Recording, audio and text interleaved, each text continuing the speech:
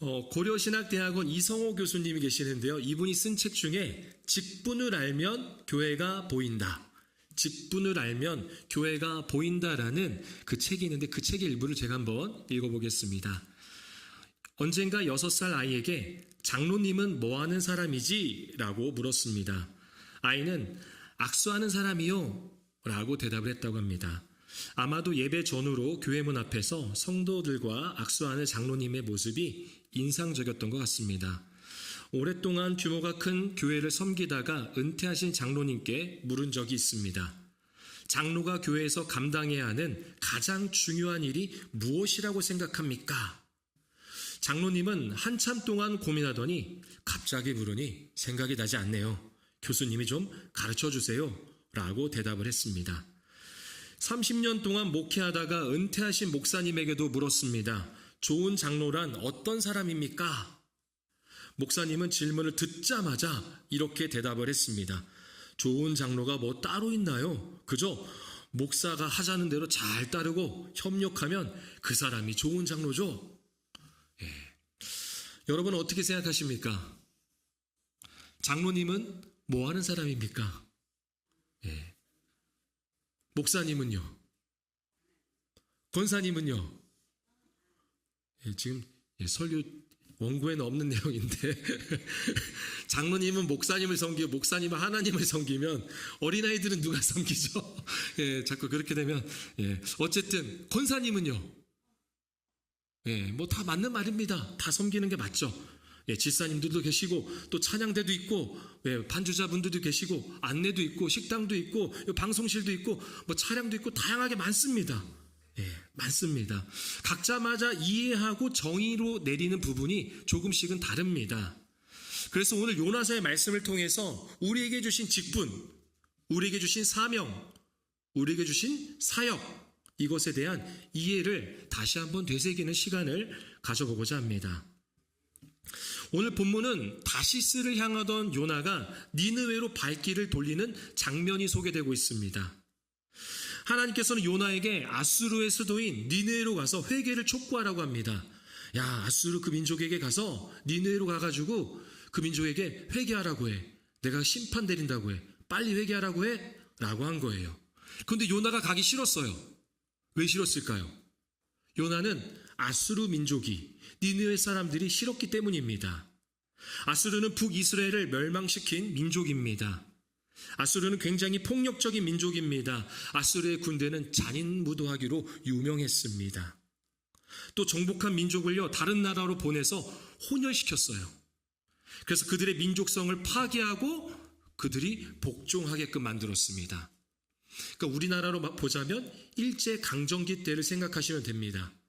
일제강점기 때 일본에 가서 복음을 전해라라고 했을 때 선뜻 가기가 쉽지가 않잖아요.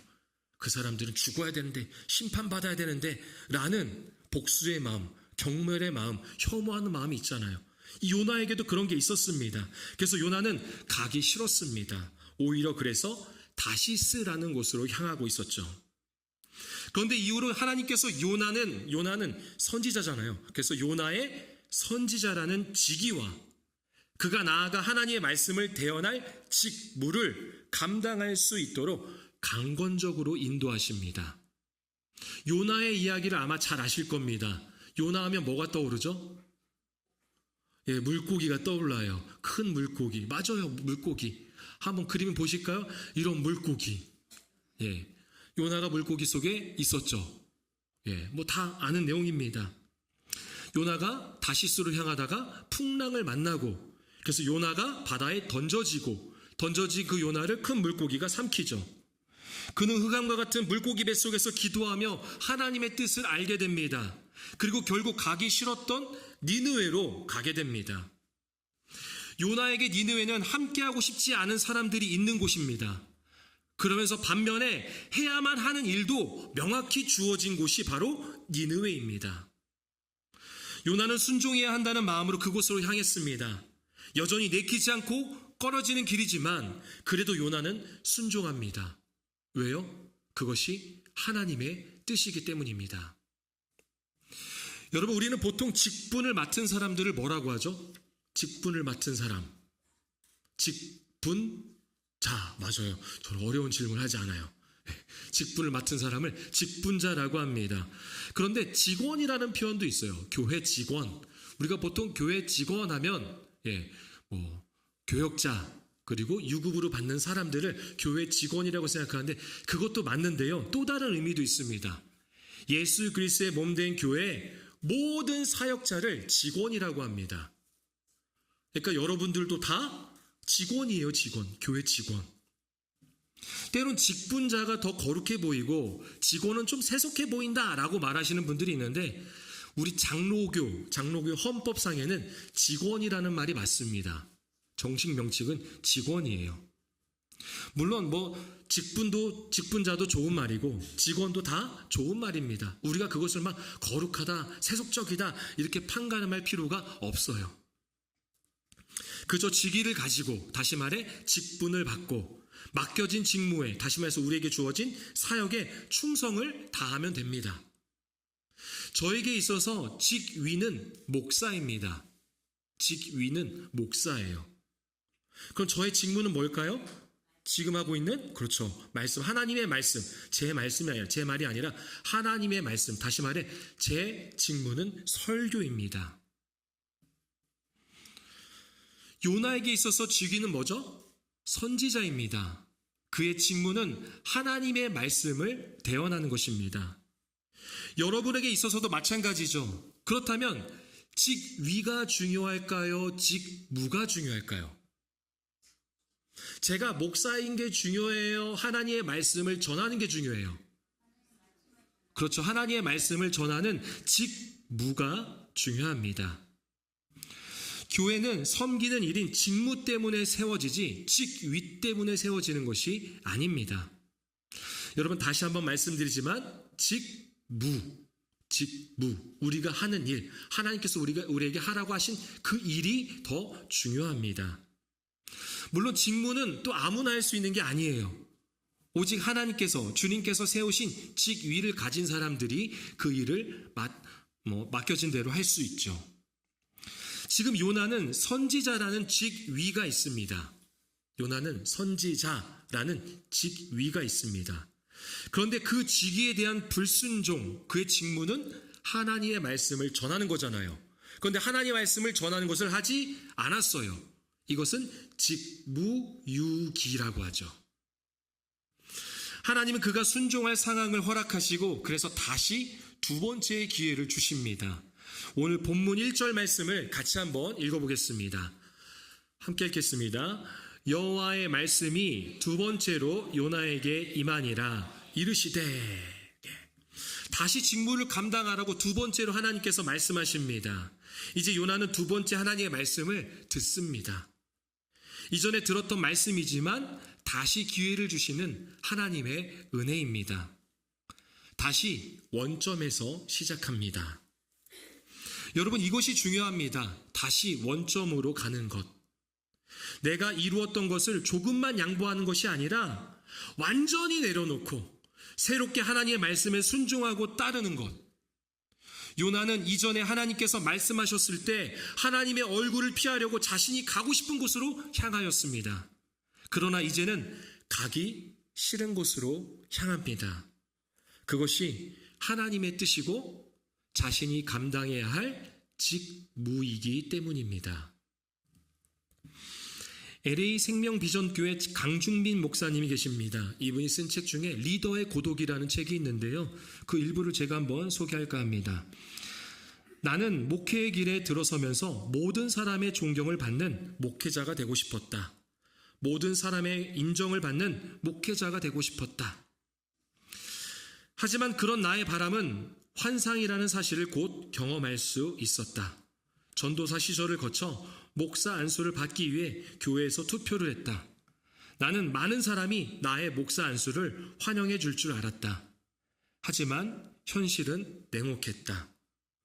투표하기 전에 한 분이 나와서 발언을 하셨다. 강중민 전도사가 목사 안수를 받아도 되는지 잘 모르겠다는 내용이었다. 평소에 나를 아끼고 좋아하셨던 분의 발언이어서 더 큰 충격으로 다가왔다. 투표 결과가 많은 것을 깨닫게 해주었다.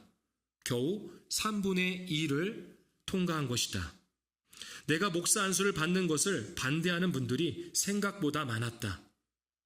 투표를 마치고 본당을 나오는 길에 아내가 맨 뒷자리에 앉아 하염없이 눈물을 흘리는 모습을 보았다. 남편이 목사 안수 받는 것을 반대하는 사람들이 생각보다 많다는 사실에 마음이 아파서 흘리는 눈물 같았다. 나는 왜 울었는지 묻지 않았다. 다만 모든 사람의 존경과 인정을 받는 것을 내려놓기로 했다. 맞습니다. 우리가 직분을 감당할 때 필요한 것은요, 우리의 직위를 통한 장로, 권사, 집사, 찬양 인도자, 반주자, 안내 이런 것들을 통한 존경과 인정이 아닙니다. 직무를 통한 칭찬과 감사의 말이 아닙니다. 우리에게 필요한 것은 존경과 인정을 받는 것을 내려놓는 고독입니다. 고독. 그 고독의 시간을 통해서 하나님을 찾게 되고 하나님만으로 만족하고 즐거워해야 합니다. 고독의 시간을 통해 하나님과의 관계가 친밀해져야 합니다. 요나도 물고기 뱃속에서 고독의 시간을 보냈습니다. 하나님을 찾고 하나님과의 관계를 회복하게 됩니다. 그리고 요나는요, 존경과 인정받는 것을 포기하게 됩니다. 여러분 생각해 보세요. 아수르에 가서 그 민족에게 하나님의 심판이 피할 수 있도록 회개를 촉구한다면 요나의 동족들이 요나를 어떻게 생각할까요? 아니 지금 우리 백성에게 선포해야지, 그 망해야 될, 그 심판받아야 할 우리 민족에게 얼마나 끔찍한 해를 가했는데 그 백성들에게 가서, 그 나라에 가서 복음을 전한단 말이냐. 그 사람들이 왜 심판받지 못하게 만든단 말이냐. 누가 요나를 존경할까요? 누가 요나를 인정할까요? 존경, 인정뿐만이 아니라 매국노 취급을 받을 수도 있습니다. 여러분, 순종의 길은 어렵습니다. 고독합니다. 하지만 그 고독 속에서 함께 하시는 하나님의 뜻을 발견해야 합니다. 요나는 하나님을 거역할 수 없었기에 순종하여 니느웨로 향합니다. 여러분 생각해 보세요. 요나가 어떻게 갔을까요? 네, 하나님, 제가 이번에는 제대로 말씀 전할게요. 그래서 이 백성들 회개시킬게요. 웃으면서 씩씩하게 갔을까요? 담대하게 갔을까요? 저는 요나가요, 울면서 갔을 것 같아요. 여전히 그 마음은 싫은 거예요. 아닌 거예요. 이해가 되지 않는 거예요. 하지만 하나님의 뜻이기에 울면서 갔을 것 같습니다. 한 번은 저희 첫째 딸 류이가요, 다니던 유치부에서 키즈 카페를 빌려서 부모님과의 미팅 시간을 가졌습니다.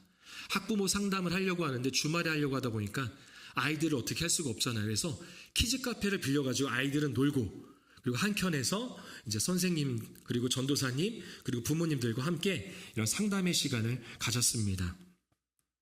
저희 딸아이도 키즈 카페를 좋아합니다. 모든 아이들이 다 좋아합니다. 열심히 놀다가 집에 갈 때가 되었습니다. 제 아내가, 둘째가 그때 당시에 많이 어렸거든요. 태어난 지 한두 달 정도밖에 안 됐어요. 그래서 많이 어리니까 이제 집에 가야 할 상황이었습니다. 선생님들이 조금 더 놀고 가도 된다고 말을 했지만 이 상황을요, 저희 딸이 받아들이더라고요. 그래서 괜찮다고 그렇게 씩씩하게 인사하고 엄마랑 집으로 향하려 합니다. 그렇게 뒤돌아도는 순간 딸아이의 눈에서 눈물이 펑펑 쏟아지는 거예요. 네. 어린 나이에 아직은 더 놀고 싶은 거죠. 다른 친구들도 있잖아요. 가고 싶은 곳은 집이 아니라 키즈 카페인데 동생의 상황을 알기에 아직은 가고 싶지 않은 곳, 그 집으로 향해야 한다는 것을 알고 있었습니다.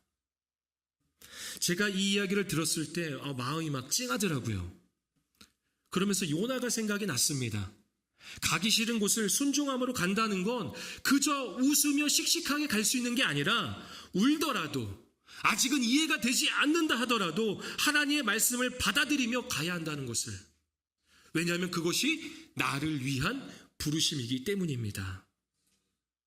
딸을 보는 제 마음처럼 요나를 바라보시는 하나님의 마음은 가슴 찡합니다.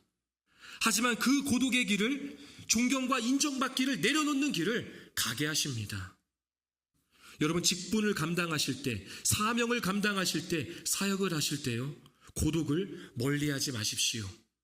그 고독 속에서 함께 하시는 하나님을 반드시 발견하시길 바랍니다. 고독은 기회입니다. 우리에겐 고독이 반드시 필요합니다. 또 하나 우리가 기억해야 할 것이 있습니다.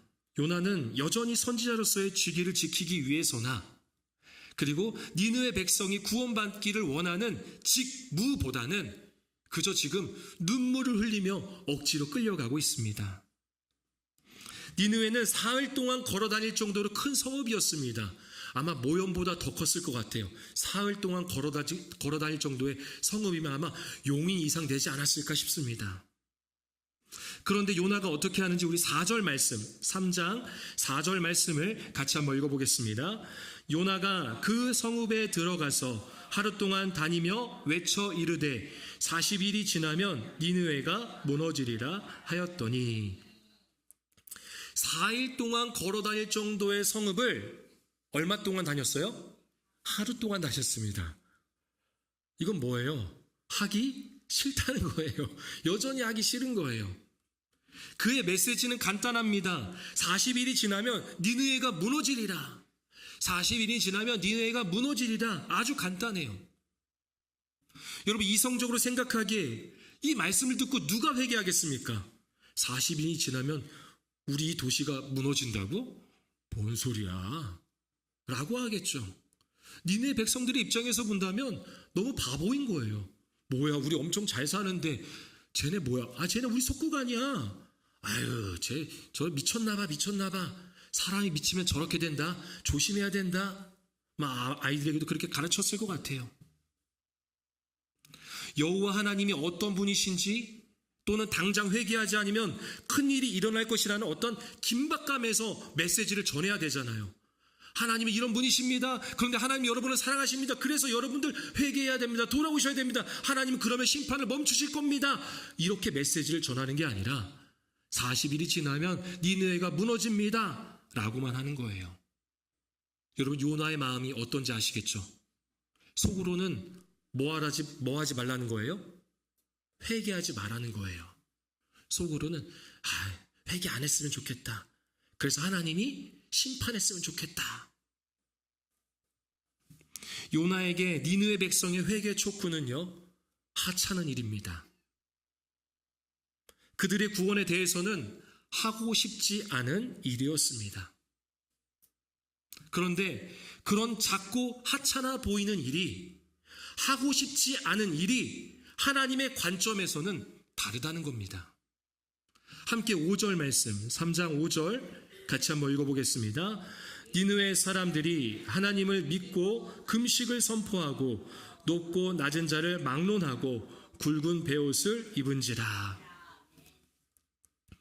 요나의 대충 전하는, 하찮고 하기 싫어하는 그 메시지가 니느웨 사람들의 영과 혼과 및 관절과 골수를 찔러 쪼개는 역사가 일어납니다. 니느웨 백성들이 하나님을 믿고 금식을 선포하고 높고 낮은 자를 막론하고 더 나아가 왕에게까지 이 메시지가 전달이 돼요. 그래서 왕이 명령을 내려요. 왕도 굵은 베옷을 입고요, 또 왕이 명령해서 짐승까지 베옷을 입으라고 합니다. 베옷을 입는다는 의미는 철저한 회개를 말하는 거예요. 우리는 죽었습니다. 하나님이 우리의 구원자이십니다. 니느웨 온 백성에게 엄청난 회개 운동이 일어납니다. 여러분, 요나의 메시지가 대단했습니까? 그가 언변이 뛰어났습니까?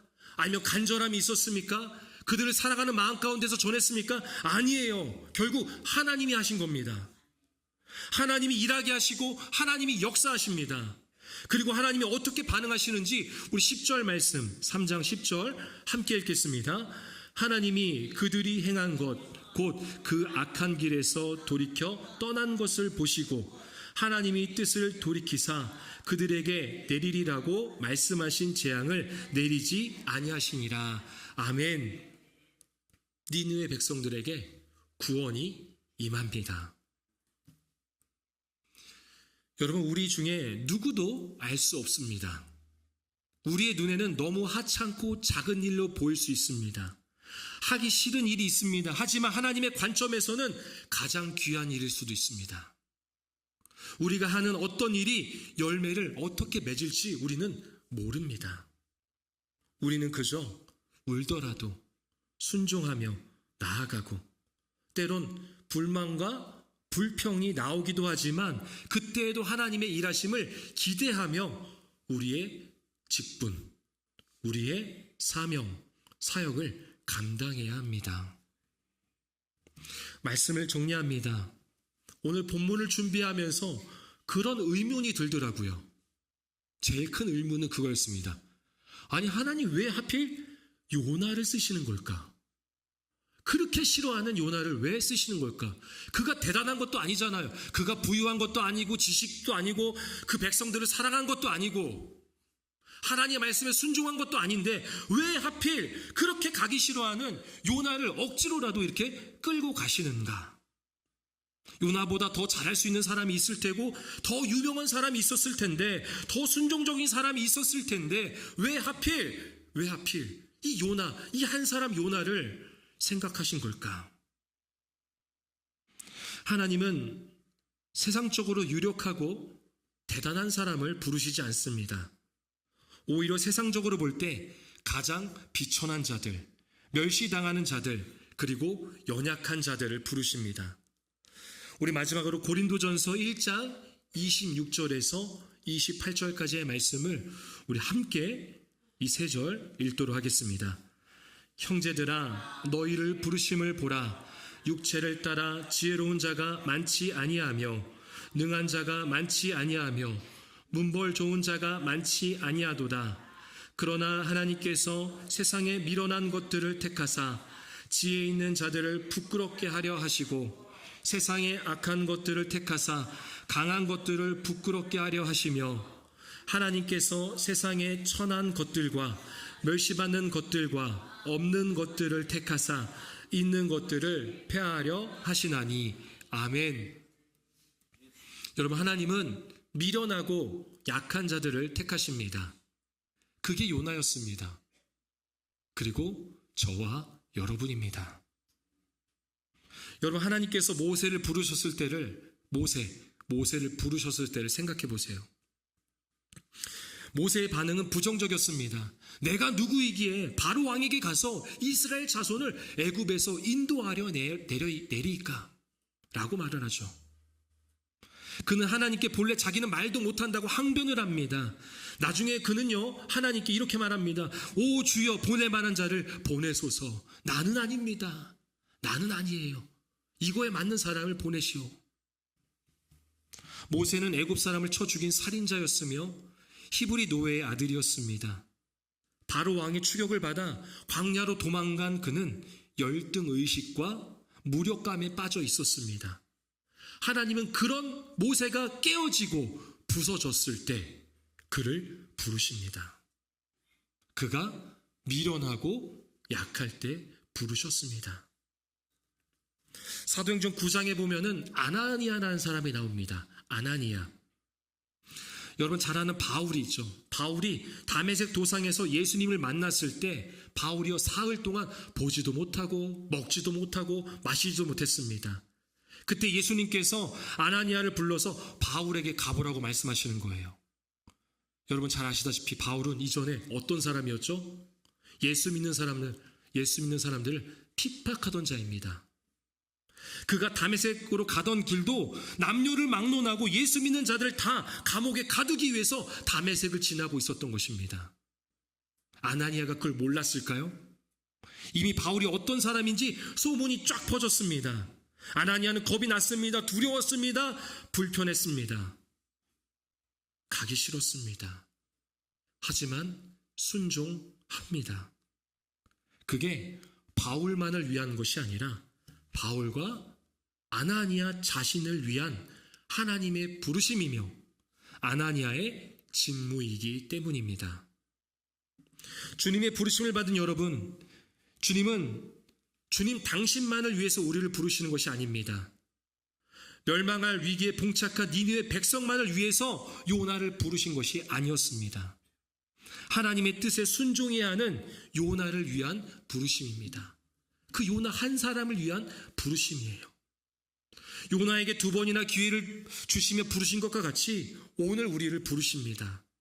미련하고 약한 저와 여러분을 통해서 당신의 능력과 지혜가 나타나길 원하십니다.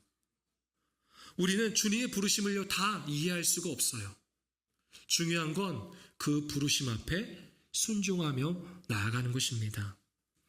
우리에게는 직분이 있습니다. 사명이 있습니다. 사역이 있습니다. 또 맡겨진 직무가 있습니다. 이렇게 말하니까 마치 교회에서만 일을 생각하는데 아니에요.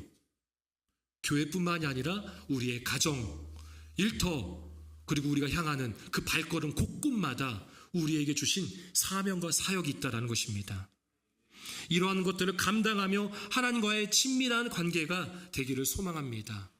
반드시 고독이 찾아옵니다. 그 고독을 통해서 하나님만이 나에게 진짜 기쁨과 즐거움을 줄 수 있는 분이라는 것을 인정하시길 바랍니다. 지금 맡겨진 직무에 순종하며 하나님과의 관계를 기뻐하고 즐거워하는 모현제일교회 성도가 되시기를 축복합니다.